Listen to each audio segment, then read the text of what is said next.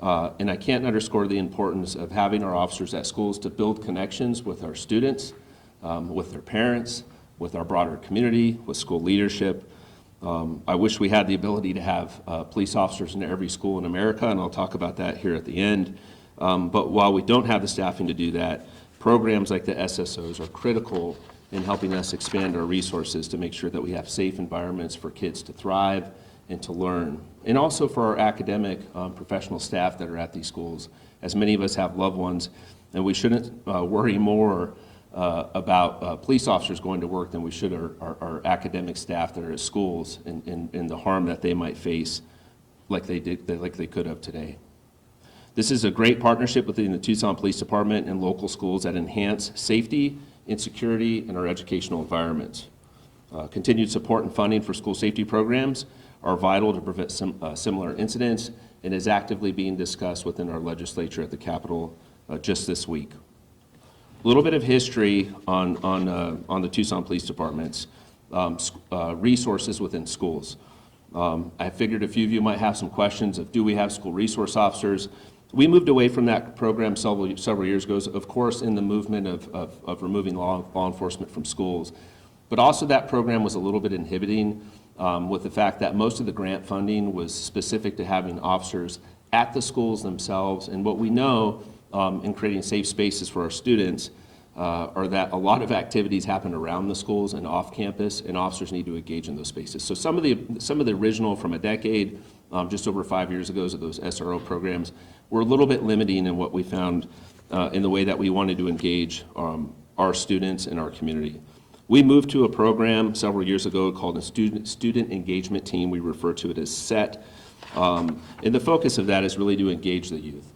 We have commissioned officers that do that throughout the city, and we've also piloted our community safety officers also participating in that program. As chief, there's a few calls I'm fearful of getting, or moments that I don't want to be in front of cameras talking about. And one of those I've already been in front of you on is losing the officer in the line of duty. But I think a close second, if not a rival to that, are our youth in our country, in our community, being the focus of harm.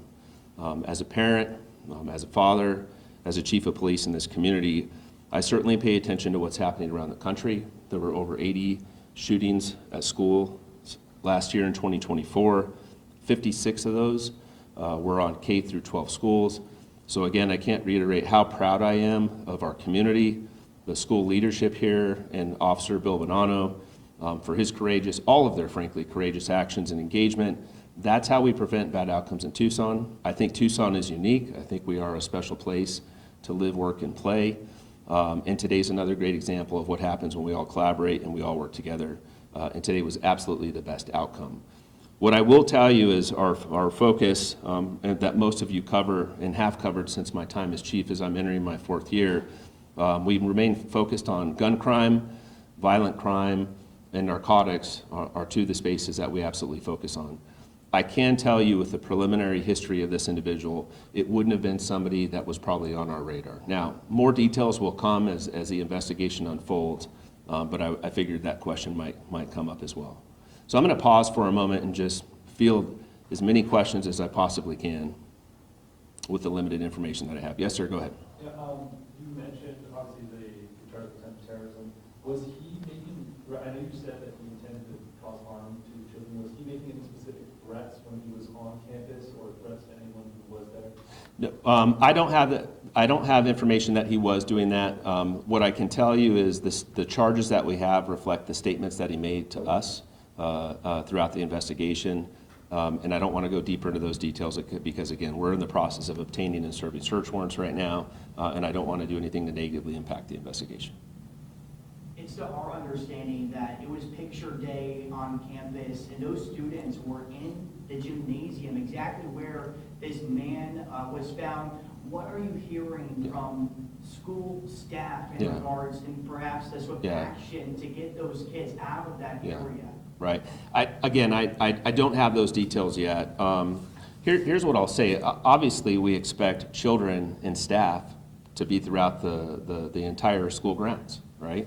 There'll be more details to come. I certainly don't want to speak with school leadership. They have their hands full right now, making sure that they get their notifications out to their students and the parents, and that frankly, folks feel safe to bring their kids back to school tomorrow, which I hope that they do.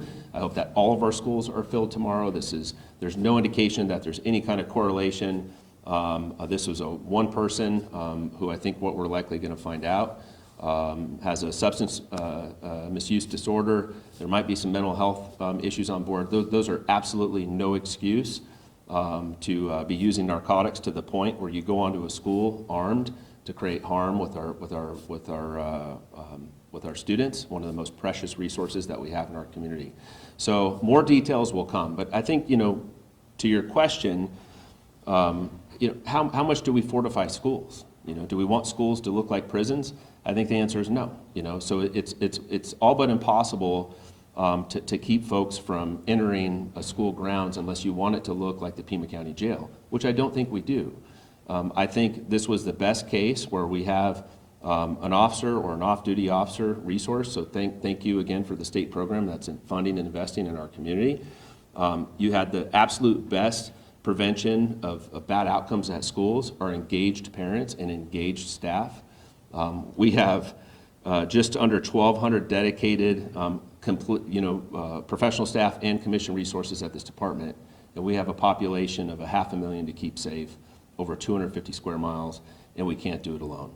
I have just under 600 commission resources that work in a patrol capacity, so we need the community's help. This was best case today. I mean, what I would say is best case is that my call to action in this community, and I also have lived experiences with loved ones that struggle with mental health and substance misuse disorders, is they don't have to have a history of violence for you to be concerned. If they are using narcotics or they have mental health disorders, there are resources that can help them. You can call our 911 center. We have mental health clinicians that triage those calls for service in 911. Don't wait for there to be an incident like today to recognize that your family member is not okay. The original wraparound service is your family. And the family knows what's best when somebody's in crisis. And that's the call to action today. As chief, thank God we didn't have one of the first mass casualty incidents at a school in our community, in our country. I can't think of many worse things to have to face as a chief. But today should be a call to action to our community that we all need to be diligent, we all need to be aware, and we need to be paying attention to our surroundings and report suspicious activity. Yes, sir. You said he was arrested in the gym, correct? Yes. The statement the school sent us, you mentioned that he briefly entered the campus here. They didn't mention the gym. I think it's one and the same. I think those spaces are shared. I think part of it is a small cafeteria and part of it is a gymnasium. Okay. And yes, they were in there preparing for school photos. Chief, we're going to have to take it off here. Okay.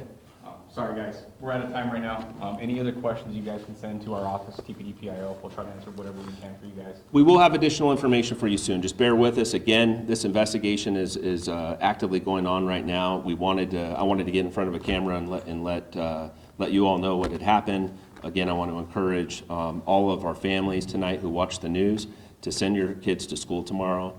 That is the best resistance we can have is any kind of fear. We will be out there, we will be diligent, and these are safe spaces for your kids to go. So thank you for covering the story.